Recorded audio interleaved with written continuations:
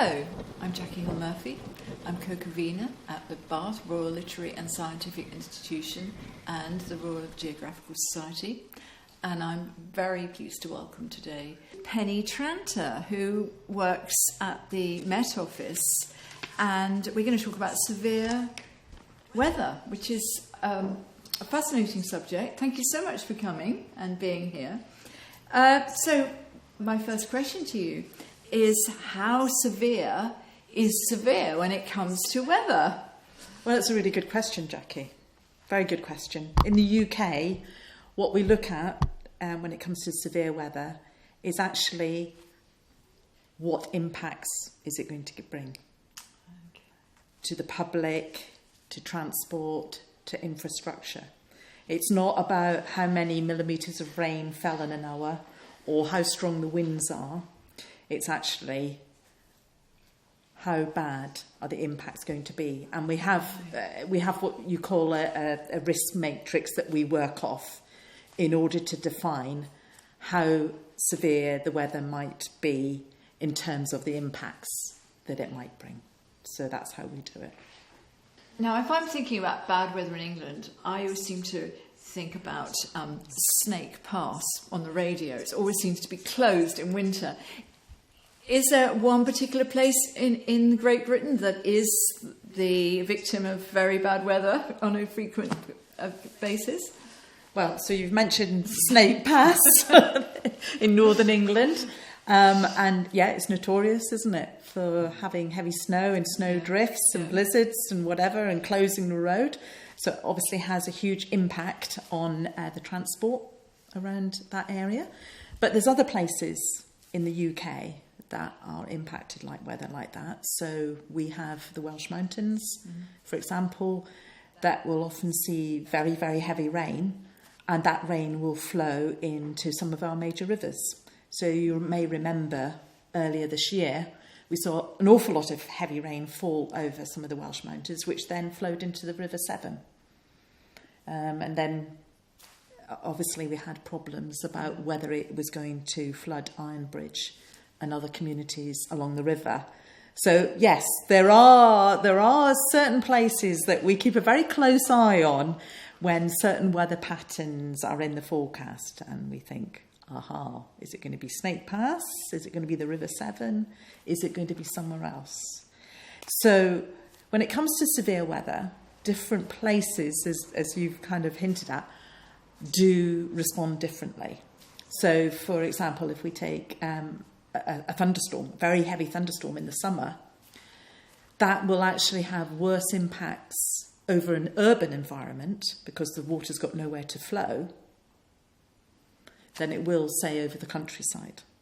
Because in the countryside, you've got a natural, if you like, absorbent surface for that heavy rain, whereas, say, in an urban environment, say like central London, you've got everything, well, nearly everything covered with concrete and tarmac. So you have a very different impact there than you would, say, in the countryside. So in the United Kingdom, is it usually in the winter that we have the severest weather?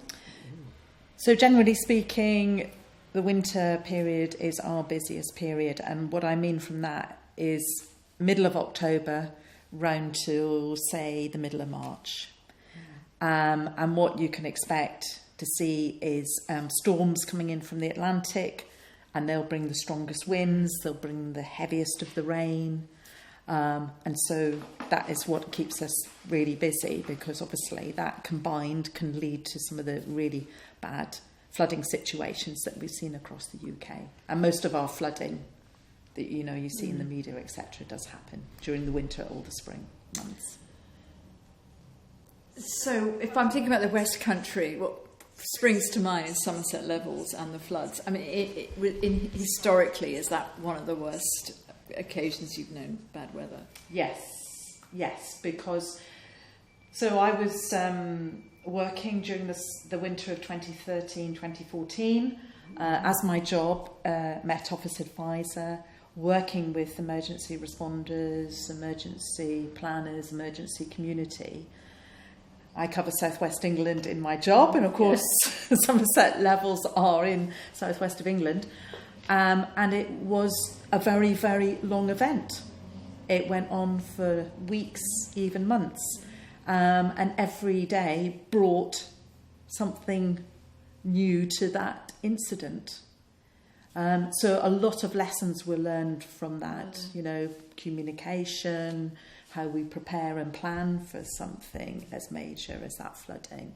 There seemed to have been a lot of human interest stories in that whole episode of the Somerset Level flood, because I was particularly interested in the man whose house became an island.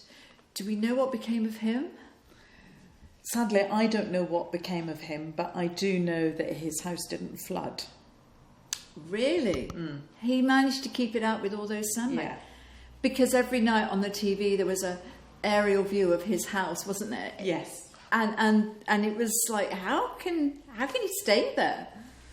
Well, I think, he'd done a lot of preparation and planning, and he'd built his house just on a slightly higher piece of ground compared to the surrounding area, and I think it was just enough to keep his house dry. Gosh. But yes, I mean, it was, as you said, it made a lot of news stories. How does the Met Office help when it comes to pulling together in terms of an emergency? So the Met Office works very, very closely with lots of what we call partner agencies. Yeah. And so we're talking about emergency responders, so like the police, the fire and rescue service, the ambulance, the local authorities. So if we take a situation where we've got very, very heavy rain, for example, forecast from a storm coming in from the Atlantic, and the ground is already wet, which is very important because when that rain falls, the ground can't absorb any more rain. So you know that there's more than likely that you are going to get flooding. So how we do it is that the Met Office forecast how much rain, where and when. And then the Environment Agency, and this is in England, Environment Agency take that forecast and then they work out, well, how's it going to affect the rivers? So when are we going to see flooding from the rivers?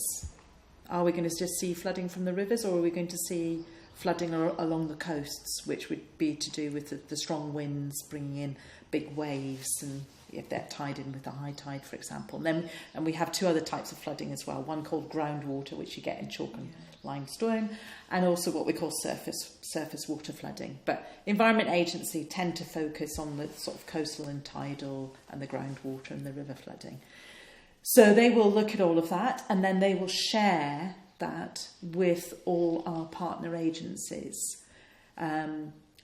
So that if a forecast does come out and say, yeah, it looks like we are going to get some river flooding, everybody can prepare and plan, get their resources in place. So, for example, staff and equipment, and have it there, ready to sort of start to what we call respond to an incident.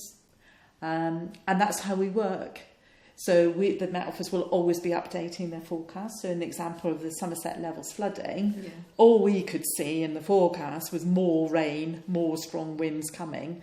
So of course we were continually feeding that to our partner agencies. So they realised this was not an incident that was going to last 1 or 2 or 3 days. This was going to go on for weeks and months. So therefore they are, if you like, responding appropriately and making sure that their resources are not stretched too thinly right at the start, because they know that they've got to go through. So it's real teamwork then? Absolutely. And it's all about communication as well. Communication is so, so important. And as you probably no doubt aware, that when you work in different professions, you've got your own jargon that you use. So it's very important that we use everyday English when we're talking to each other, and we don't use acronyms either, because one acronym can mean something to one organisation but mean something completely different to people working somewhere else. Is there a kind of like a worst nightmare in the Met Office? You're sitting around screens going, oh no, I hope that doesn't happen, and willing some sort of weather front to go in another direction or something?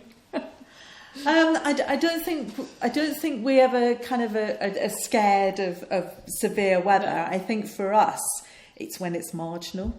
All right. So Because we don't have a hurricane season, or no, we don't. We don't have tornadoes, no, you're absolutely right. We don't have a hurricane season, but we do know that we are going to, we're going to have storms, Yes. particularly during Yes. sort of late autumn, winter, springtime. So it's really about, okay, we've got a storm coming in, usually from the Atlantic. Are we happy with the timing of the track of that storm?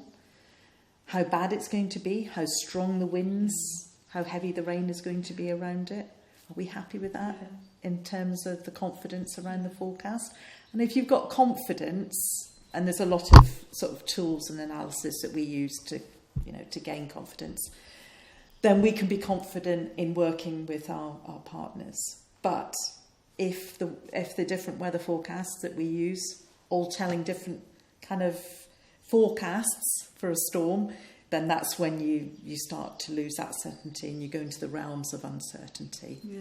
So it's very marginal, because some of the forecasts might say, yeah, you're going to be fine, and then other ones say you've got something very nasty coming. So it's kind of trying to communicate that uncertainty. There's not, of course, only wind and storms. So you've got this famous Saharan dust that seems to spread across us sometimes as well. I mean, we all go out and find the Sahara sticking to our car in the morning. Yes. And that thankfully that doesn't give us anything severe to be concerned about in this country. But obviously, the dust and sandstorms that you see over northern Africa, it's very, very different for them, because obviously it does have a big impact for them. But for us, what happens is that all gets blown up into the air, and then we have weather fronts, bringing rain-bearing clouds across the UK, and the rain falls through the air and picks up this sand or dust as it does so, and then it drops it on the car or the ground or whatever. So that's when we see it.